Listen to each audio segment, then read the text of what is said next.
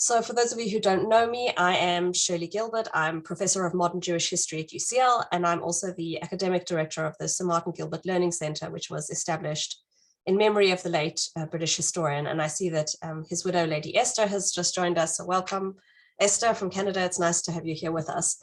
Sir Martin was, of course, a prolific historian. In addition to being the official biographer of Sir Winston Churchill, he published 88 books on a wide range of topics, including, of course, the Holocaust and many other topics in the 20th century, the First and Second World Wars, the history of Israel, and so on. Bethany will put a link into the chat after I've finished speaking. If you would like to join our mailing list, please do have a look at some of the events that we run.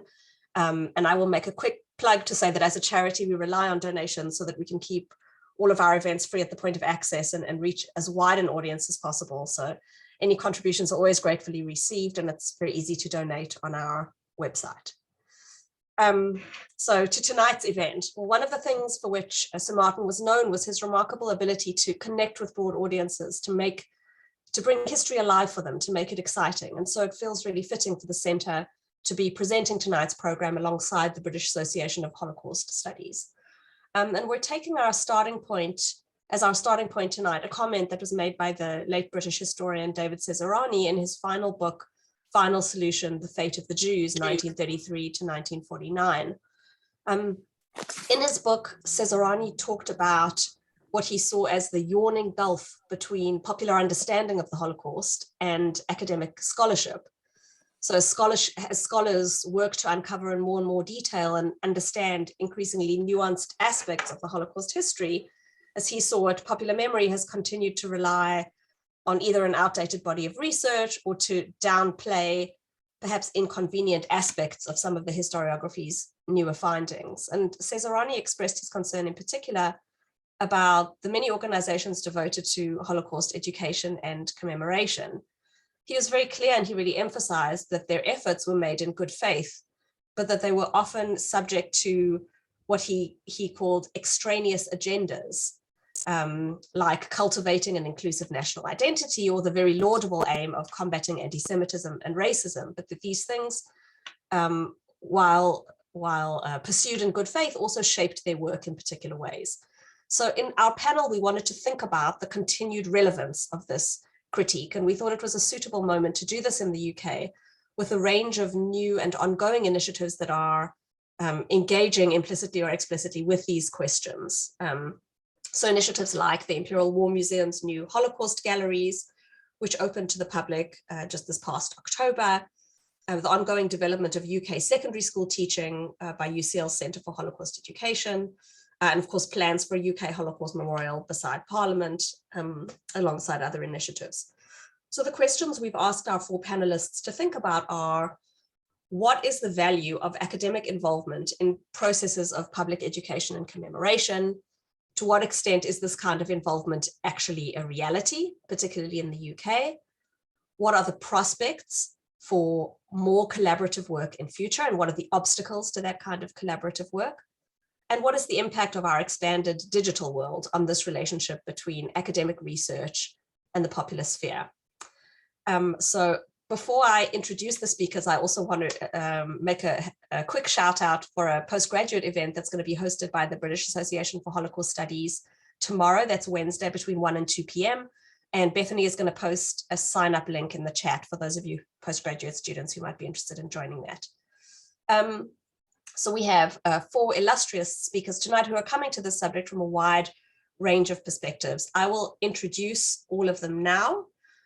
Each of them will then speak for about 5 minutes, introduce some ideas and questions. We will then have some discussion among the panel, and then we'll open the floor up for your questions. You'll be able to send your questions directly to me in the chat.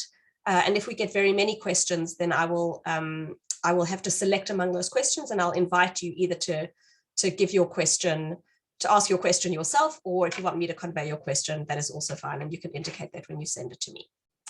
Right, so to introduce our speakers. First, Dr. Christine Schmidt is the Deputy Director and Head of Research at the Wiener Holocaust Library in London, where she oversees academic programming and outreach. She completed her PhD at Clark University, and her research has focused on a range of different topics, including the history of post-war tracing and documentation efforts, the concentration camp system in Nazi Germany, and comparative studies of collaboration and resistance in France and Hungary. And she's published on all of those topics. Next is Tony Kushner, who is professor in the Parkes Institute for the Study of Jewish Non-Jewish Relations and the History Department at the University of Southampton. Tony has written widely on the British Jewish experience, especially social history and comparative migration, and he's written a number of books, including Journeys from the Abyss, the Holocaust and Forced Migration from the 1880s to the present. Next, we'll have Dr. Alasdair Richardson, who's a senior fellow knowledge exchange at the University of Winchester. Alasdair's research focuses on young people's emotional engagement with the Holocaust, and he's published on this and other topics. Alasdair was a teacher and a deputy head teacher for 18 years in primary and secondary schools, and now he works extensively in teacher education and professional development for serving teachers. He's also a freelance educator for the Holocaust Educational Trust and a member of the Holocaust Memorial Day Trust Education Consultative Group. And finally, we have with us Dr. Hannah Holtschneider, who teaches Jewish Studies at the University of Edinburgh. Hannah completed her PhD at the University of Birmingham and is the author of 3 monographs, including The Holocaust and Representations of Jews, History and Identity in the Museum. So that's it from me for introductions. I will hand over now to Christine to start us off. Thanks a lot, Shirley. Thanks, Andy. Thanks to both of you for inviting me and for organizing what I think is a really interesting and important conversation, because it gives us kind of an opportunity to reflect on this issue together in a way that we may not otherwise do. And I think that the quote by David Cesarani has been a motivation to many working within the field in the UK. And I would, of course, include the work that the Wiener Holocaust Library is doing among the institutions that have sort of taken up this mantle. And I realize also this is something that we were just talking about, that I'm one of the participants in the panel that is who's not working for a higher education institution, but rather full-time in a kind of academic adjacent role for a charity and collecting institution that has a pretty wide-ranging remit. And so I appreciate the recognition that there are many important institutions in Britain that contribute to public understanding of Holocaust history, alongside and often in cooperation with academia. And I sort of speak about this topic not as a specialist in cultural history or memory studies, but as someone who's trying to observe this gulf from different angles and sort of within it. So I first wanted to say that in fulfilling our mission to collect and preserve and share evidence about the Holocaust and genocide, the library serves a variety of different publics. So that's one of the first kind of points I wanted to make, from survivors and their descendants to academics to undergraduate and postgraduate students and media and school pupils, and of course, second and third generation and other groups among the interested public. So I think there are many different communities that can be included within the topic of our discussion on the public. And they are by far not homogeneous or sort of unchanging over time. So we, as Shirley started off by saying, we were also asked to consider the value of academic involvement in public education and the extent to which this is a reality. I think there are a number of promising initiatives that bring together scholars and educators and curators, students and others working in the field. And it's clear, of course, that the library isn't the only institution that's been motivated by this quote. We are a small charity. We have fewer than 30 people, full-time and part-time staff, but we manage this pretty robust program of exhibitions and events and digital resources. And I, of course, we're all quite energetic, despite what you might see from me at the moment. We have extensive in-house expertise, but we simply couldn't, of course, do these things without the support and leadership from academics and volunteers. And some of this benefit trickles down to us from AHRC funded project schemes, so the Arts and Humanities Research Council, which places value on public engagement and research impact. But we also work with academics regularly in forming new key collaborative partnerships. And of course, I don't want to use my time to make this just simply a self-promotional exercise. I don't think that's useful. I think you can look at our website and find out all about these activities. I think more relevant to our conversation here is what we've learned and what we're still learning from our work in partnership with scholars, the opportunities and the challenges. And we found that engaging academics and supporting their motivation to work in a public-facing way because of their own sort of personal preference to do so, or to tackle targets set by measurements of research impact, has been pretty rewarding for our audiences. It enhances the quality of our programs and the material we produce. Academics help us work toward historical accuracy and complexity, but they also bring in fresh ideas, new research, and sources we might not have otherwise developed. So on that, I mean, I might be the only person who can talk about this, but academic involvement has presented the opportunity for us to shape our collections development efforts, and this in turn serves future generations as the documentary record is enhanced. But I also want to sort of close my brief remarks with a notion that's perhaps a challenge, that involvement of academics in public education and commemoration isn't and shouldn't necessarily be a kind of one-way street with, sort of experts bestowing their knowledge on the public or the masses in this sphere. I think that academics that we've worked with are often pleased and maybe surprised to learn that they have things to learn too, such as about curatorial and archival practices and how to make their work more accessible, and about what different publics have to say about their interpretations of the past. So I think a challenge is to query how we can encourage academics not only to analyze public reception and memory of history from a sort of a distance, but how they themselves are involved in it. And we've learned a lot about this from collaborative partnerships we've developed with universities in the last years, but we're seeking ways for this conversation to be productive in bridging the gap from both directions.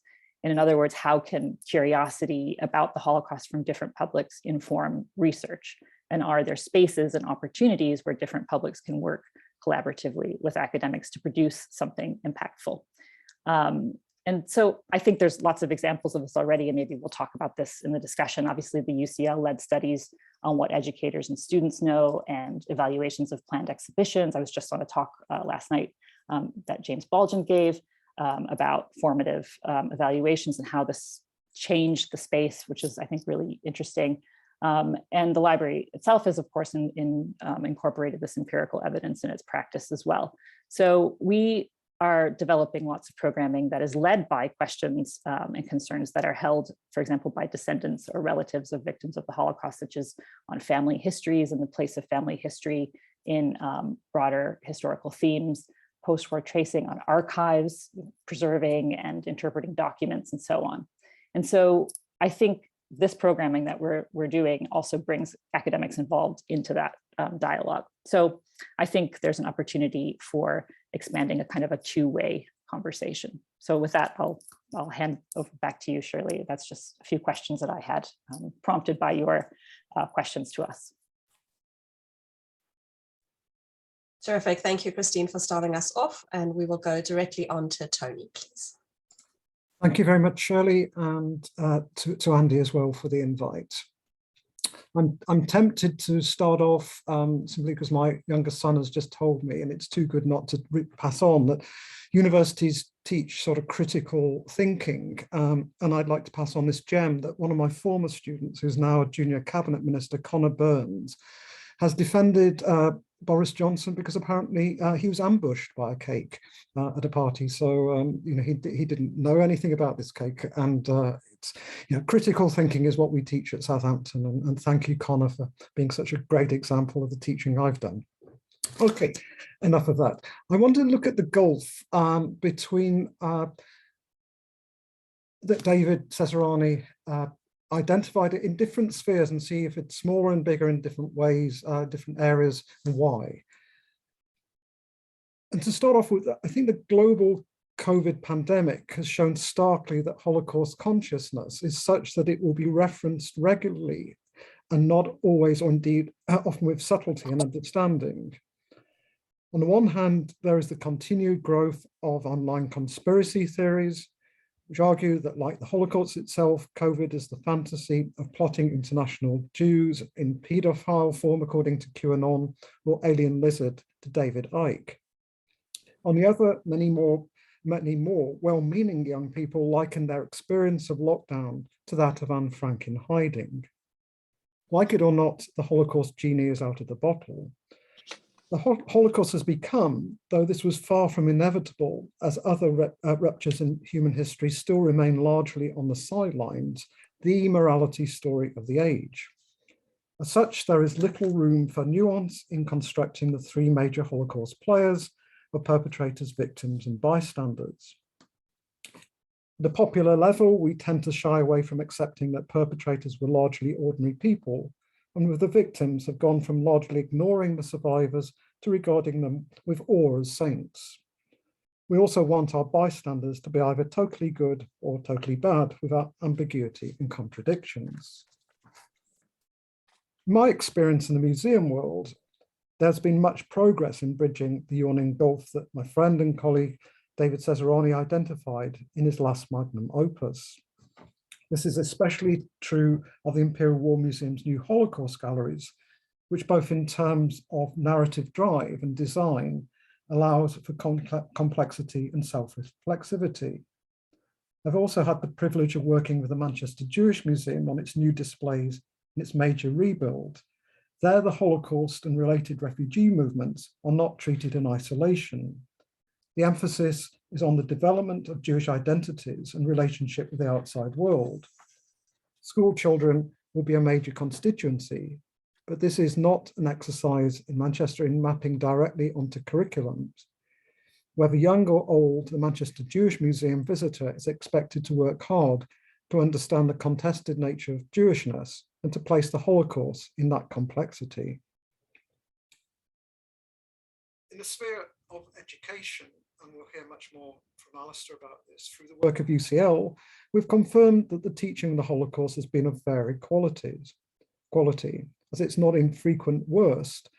The maxim of James Young of, I quote, better abuse memory, which might be critically qualified than no memory at all, is stretched to its limits. But maybe patience is needed here.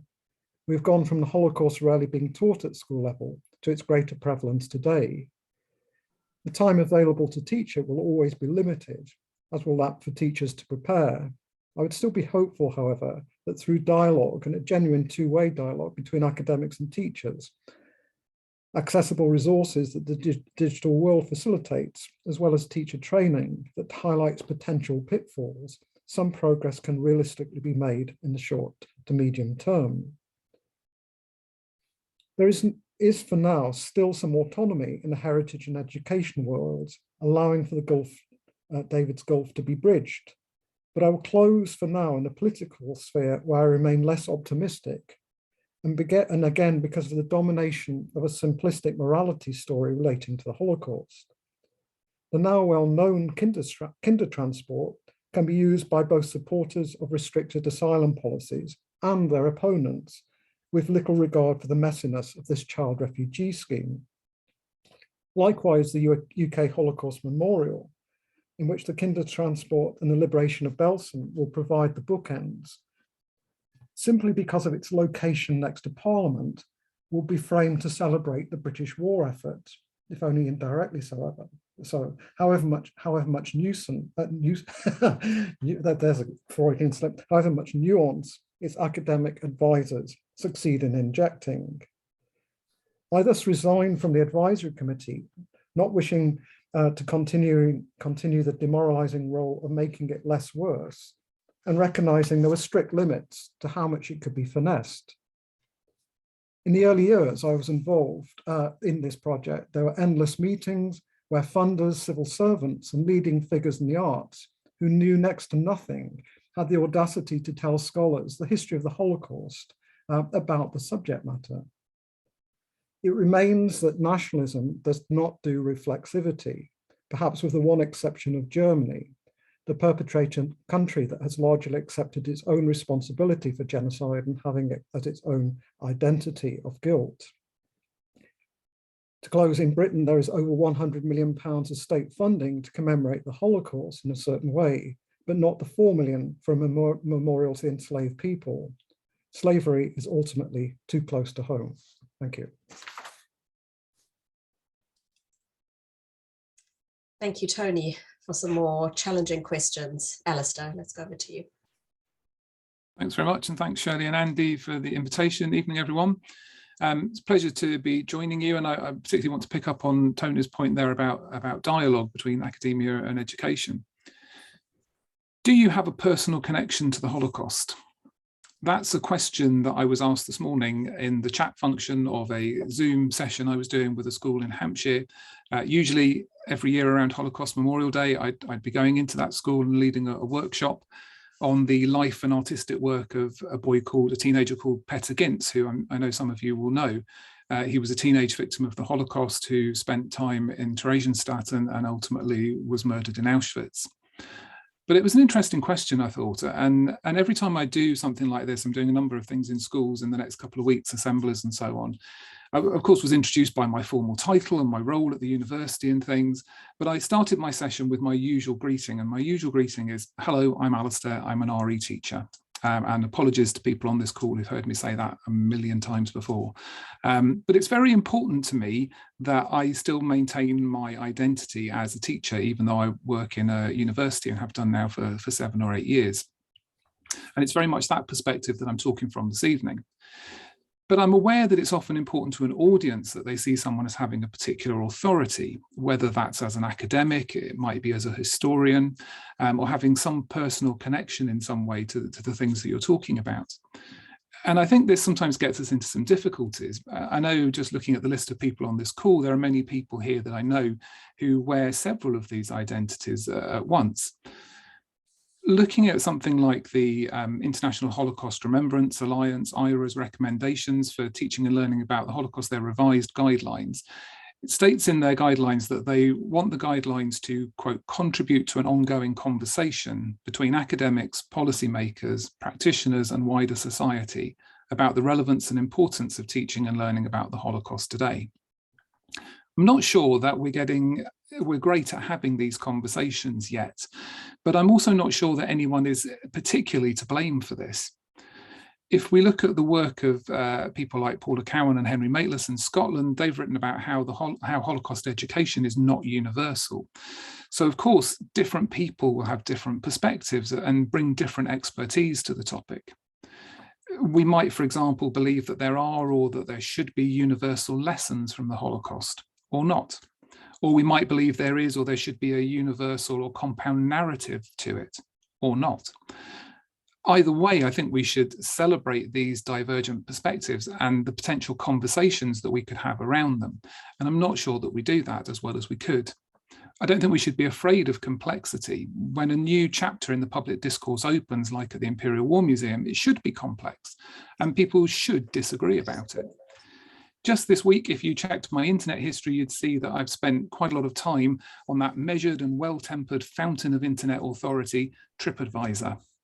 Now, what have I learned from TripAdvisor this week about the new Imperial War Museum exhibition that I visited just last week? Well, and with apologies to anyone on the call who was connected with the exhibition, I've learned that, to quote people, it's very moving, it's thoughtfully put together, and it's so much more relatable than it was before, all points of view that I agree with. But I've also learned that some people feel it's totally destroyed what was there before, not a view that I personally share. In fact, the only consensus seemed to be about the friendliness of the staff in the cafe, which struck me as slightly discordant in a museum that overall was apparently, both, to quote people, too interactive and at the same time not interactive enough.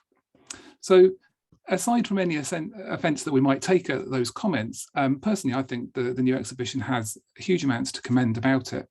But it's okay that people disagree about it. That's part of the conversation, and a conversation that I'm absolutely sure, and certainly from Tony's comments there, the UK Holocaust Memorial Foundation will continue that conversation, and we will continue to disagree about it. What's important, I think, is that we're having those conversations at all. It recognises that the central text of the Holocaust is complex, it's not simple.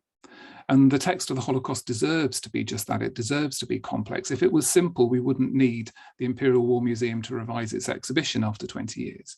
People wouldn't disagree about the contents that are in it now and the contents that were in it before. We wouldn't need to have a debate around the UK Holocaust Memorial Foundation. And there'd be no need for the wealth of ongoing training and professional development on offer to schools from organisations like the UCL Centre for Holocaust Education and the Holocaust Educational Trust. Learning about the Holocaust in schools is by necessity complex, and I'm actually quite inspired by the work that continues to bridge any yawning gulf that may or may be perceived between academia and popular understandings, particularly in schools. I think sometimes we risk oversimplifying a very complex topic. If we reduce learning about the Holocaust to knowledge of a few key facts or key words, for example, if you ask a simple question, you'll get a simple answer, and often it'll be an answer that you don't like. As an RE teacher and as someone with a foothold in academia, I'm excited by the conversations we could and should keep having between academia and policymakers and schools. And I'm really looking forward to continuing that conversation this evening. Thank you, Alasdair. And finally, Hannah. Hello from Edinburgh. Thank you for including me. I'm really delighted to be here, and it was exciting to listen to all the presentations tonight. And so there is a privilege in bringing up the rear here, so I can draw on all the things that people have said before, and sort of use that as a starting point. And one of the things that I'm struck by in this conversation, but also in other conversations I've been part of, is the continuity of identifying the gap, but not necessarily always thinking about where we are sitting in relation to this gap. And sometimes I'm thinking as an educator who's also an academic, or academics who are educators at the same time, we are actually sitting exactly on one side or more of on multiple sides of this perceived divide between what is happening, say, at school level, or what is happening in the public, and what is happening in scholarship. And so teaching my students, I'm right now teaching my course on Holocaust representation, and I try to take the temperature at the beginning of the course as to where are the students coming from, what have they learned, what are their questions that they're bringing to the table. And there is some inevitability in encountering what has come from their school education and what they think the Holocaust is and Britain's role in it in particular. And so by and large, I find that my students think that they've been educated to think that Britain single-handedly liberated Europe from fascism and took in the majority of refugees. So there are some clear things that need to be undone in responsible teaching, but they also come with an ever more nuanced perception of the representation of the Holocaust in the public. And I don't think that this is simply due to their consuming social media or simply being very aware of their environment. I think this has a lot to do with how they've been taught and how they're thinking critically about the media that they encounter. And so I would like to give both academics and educators a huge amount of credit in being able to further the conversation as to how we think about the Holocaust. Some of the questions that really interest me is as to where we are identifying the gap between the different institutions and professions who are engaged in both teaching, researching, and memorializing the Holocaust in Britain. And then what kind of initiatives we see in bridging these gaps. And there I'm thinking of the British Association for Holocaust Studies, where we have continued conversations about how to bridge this gap, or the perceived gap. And sometimes I'm not sure that there is really a gap, but perhaps there are different constituents who haven't yet made it around the same table. And so I'm curious about my fellow panelists, but also the audience, to think about where do you see that there are gaps in the communication, and what are the questions that you would want to see discussed? I very much like Alasdair's metaphor of the conversation, that we are all engaged in different parts of the conversation, and that each of those parts is equally important if we want to have a public dialogue. One of the things that I remember from when I worked on museums and exhibitions has to do with relationships to audiences. And I think that might be another conversation topic that I would favor, as to how we think about the audience. When I wrote my book on museums, I was certainly angry in some ways, and I was also naive in approaching many of those questions. And partly I tended to, and I still tend to think this, so one of the things that stayed with me is that I believe that audiences are generally very intelligent. They're clever, they're interested in nuance, they're interested in complexity. And if we think they're not, then we are making a huge mistake. Any educator and any academic who thinks that is making a mistake about how audiences are working and how nuanced they can be and are. But where I was naive is when I was researching the book, not necessarily when I wrote it, was to think that there were simple answers to this. And observing the public discourse and the types of communication strategies that are out there about the Holocaust has taught me and does make me realize that there are no easy answers to these questions, and that disagreement is absolutely part of it. And then I guess it depends on how we want to manage this kind of disagreement and what we are happy with in public debate, which makes me want to link to Tony's point about what kind of topics are we ready for in the public, what kind of complexities or what kind of threatening subjects about our own self-understanding are we ready to expose in discourses about history and discourses about the Holocaust. And I think I should probably stop there, because I think there are already so many other topics floating about that we can have a really useful conversation. So thank you very much for now. Thank you very much, Hannah, and thank you to all of our panelists for your very insightful contributions. A very good evening to all of you who are with us this evening.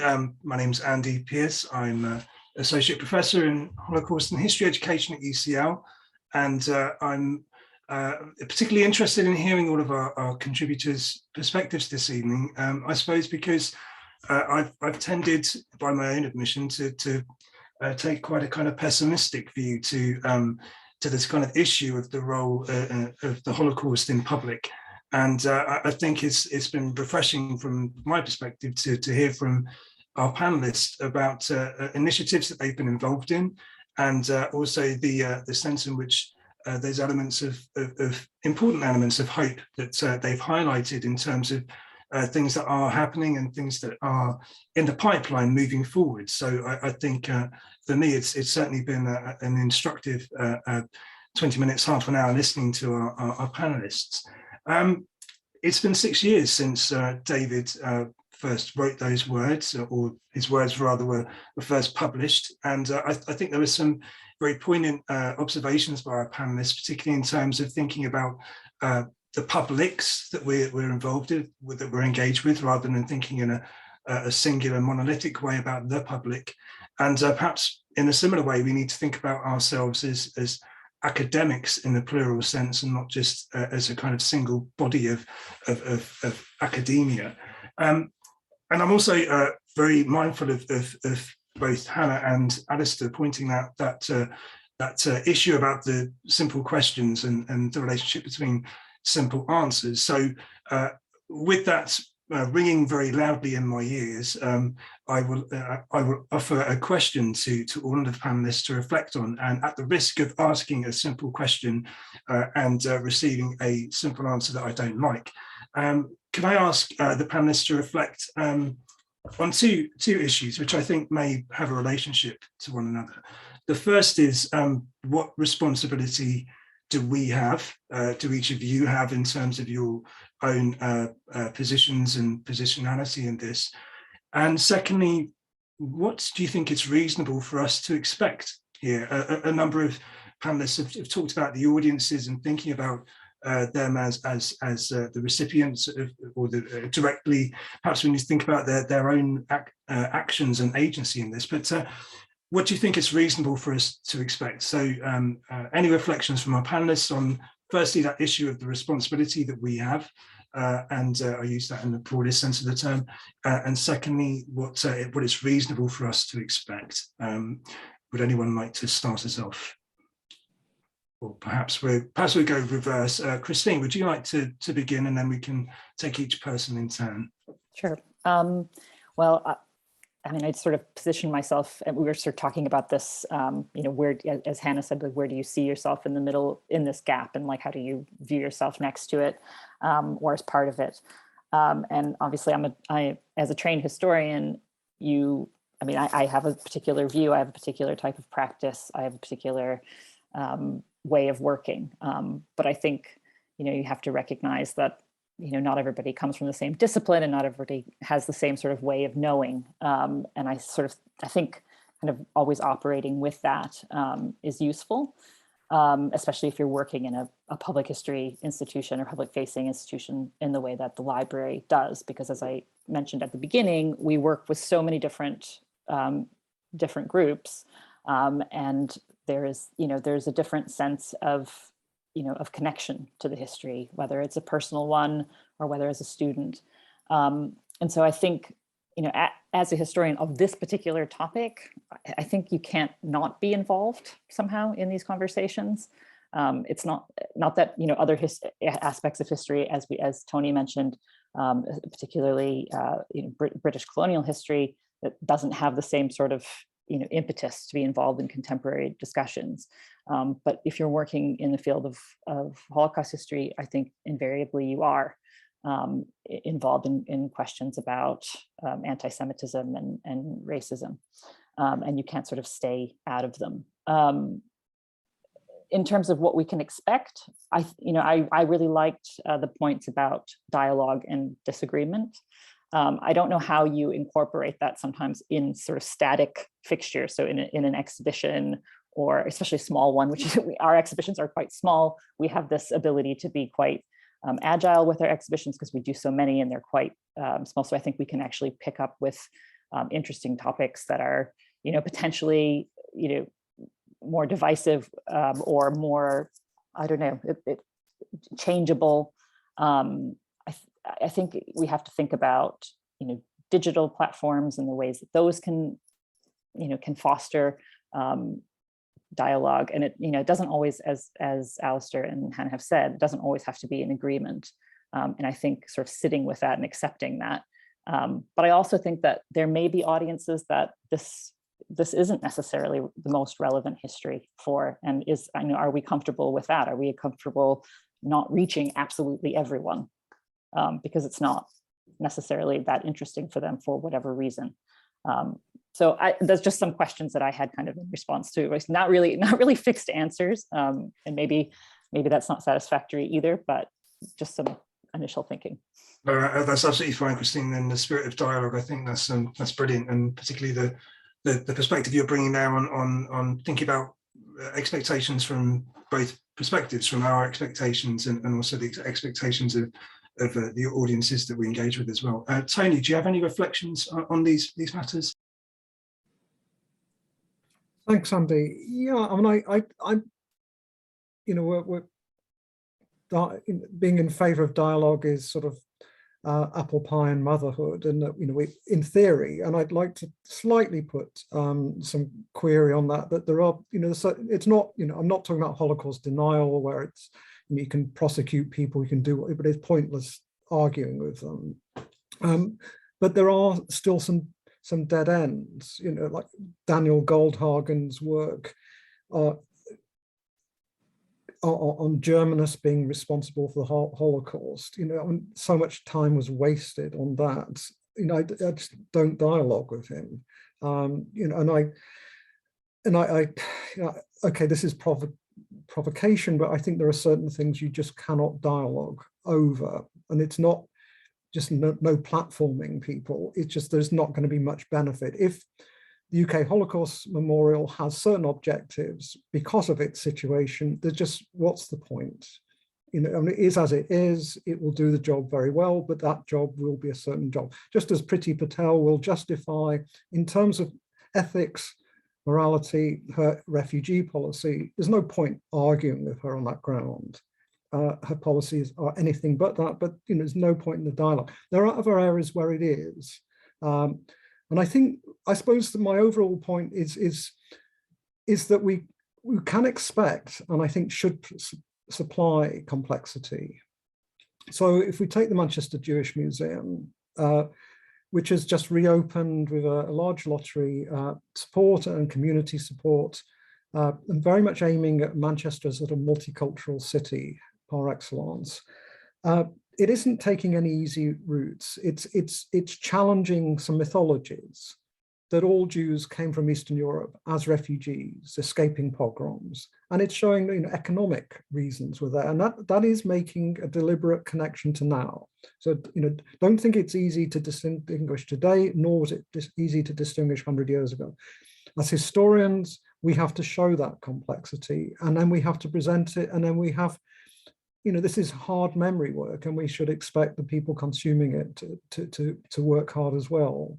So it's not, history is feel good. It is saying, history matters. the everyday matters. I do a lot of local history as well as sort of global, and that every place is imbued with the global and with trauma as well.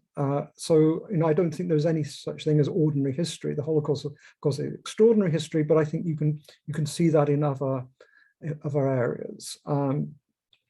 So I think we don't avoid anything that is difficult. We don't sugarcoat anything, and we trust people, and we give them the detail to engage with that and to have conversations around that.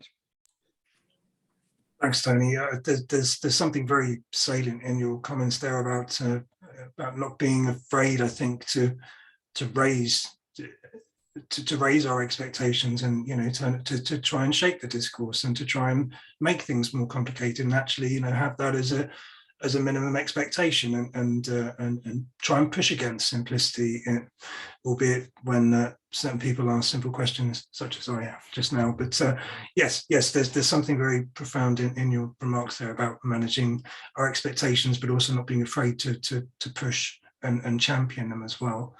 Alasdair, do you have any thoughts here on these issues of expectations, responsibility, that sort of area?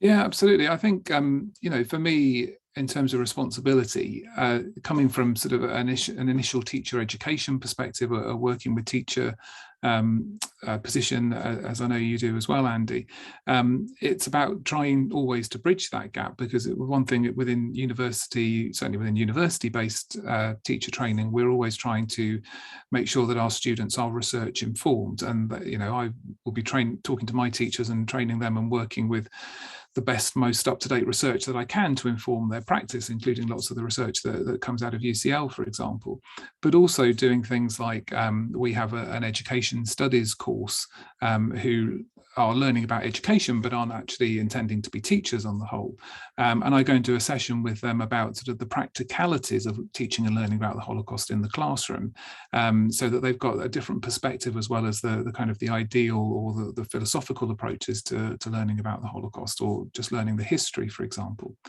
And I think it's really important that we have, and I think we do have, kind of two sectors side by side within Holocaust studies and Holocaust education, and that there is debate and conversation between those two sides of what can be, from an educational point of view, the same coin. And I think, particularly as an RE teacher, I think, I've often said that RE is the junior partner in this, because it's very much the history department that takes the lead. But then what are RE teachers contributing? There's an awful lot of positive things they can contribute, not least being a positive and well-rounded education about Judaism, for example. But how can they work cross-curricularly with other subjects, so that there is a weaving together of knowledge as the students in school progress through the school itself? I think, we also have to work with teachers and with students to have this conversation with them about the issues around. I've often said that when I'm teaching about the Holocaust, I don't expect you to understand it at the end. I expect you to leave my classroom with more questions than you have answers to. But an understanding as well that there are certain perspectives that are wrong. So I was working with a group of students a couple of weeks ago where I meant to say, we'd really like to hear from you, and please feel free to say what you think, but it came out as there are no right or wrong answers.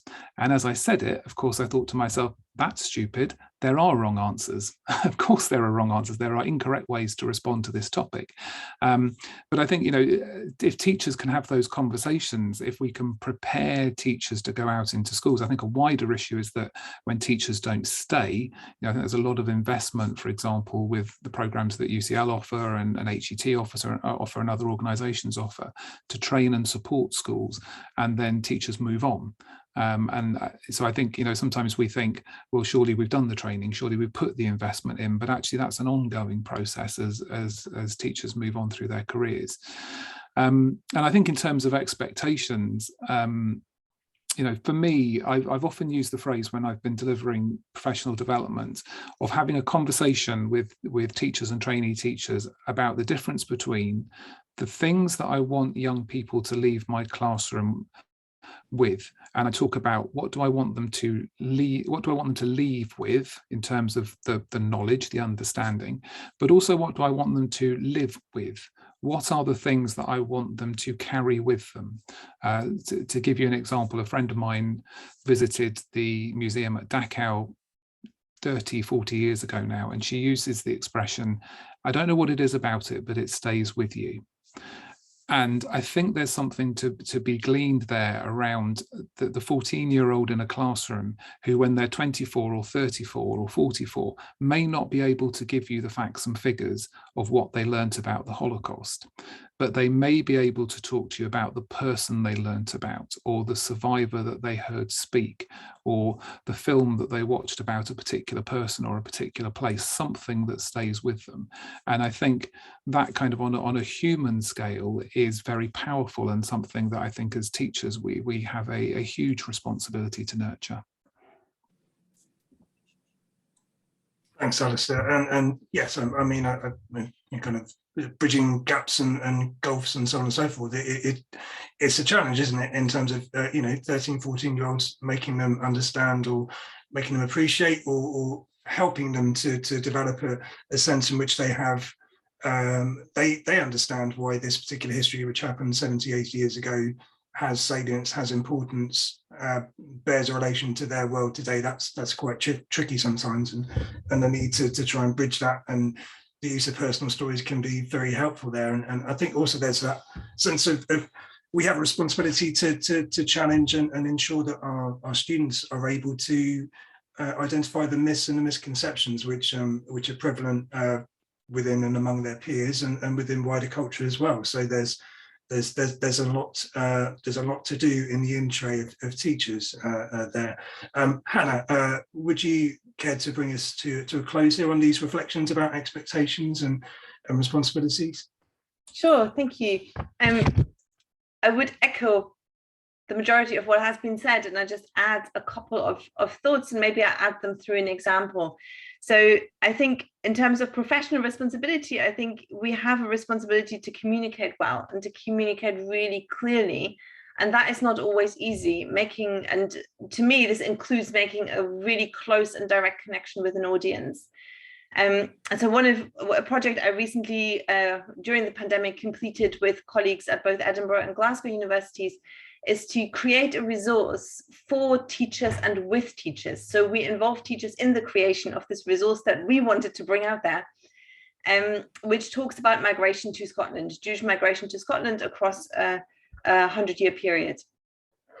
And we came up, in conversation with teachers, we came up with the idea of pairing narratives from the past 100 years of Jews arriving for a range of reasons in Scotland and contemporary migrants and refugees who would narrate those stories for us. And that worked really well and created an immediate connection with people who are currently here and who have multiple and very complex and also very traumatic migration or refugee stories.